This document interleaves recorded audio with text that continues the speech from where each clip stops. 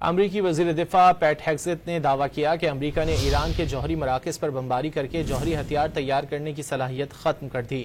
انہوں نے media reports میں بمباری کو شدید نہ سمجھنا مسترد کر دیا۔ خبر ایجنسی کی رپورٹ میں بتایا گیا کہ پینٹاگون نے برطانوی میڈیا BBC کو وزیر دفاع کا بیان جاری کیا۔ وزیر دفاع نے بتایا کہ امریکی بم ایران کے جوہری مراکز پر درست اہداف پر لگے۔ ان بموں کے گرنے سے پہاڑی کے نیچے موجود تنصیبات ملبے کا ڈھیر بن گئیں۔ کہا کہ جو یہ کہہ رہے ہیں کہ بمباری شدید نہیں تھی، وہ دراصل صدر ٹرمپ اور اس کامیاب کارروائی کو غلط سمجھ رہے ہیں۔ امریکی وزیر دفاع پیٹ ہیگزیت نے دعویٰ کیا کہ امریکہ نے ایران کے جوہری مراکز پر بمباری کرکے جوہری ہتھیار تیار کرنے کی صلاحیت ختم کر دی۔ انہوں نے میڈیا رپورٹس میں بمباری کو شدید نہ سمجھنا مسترد کر دیا۔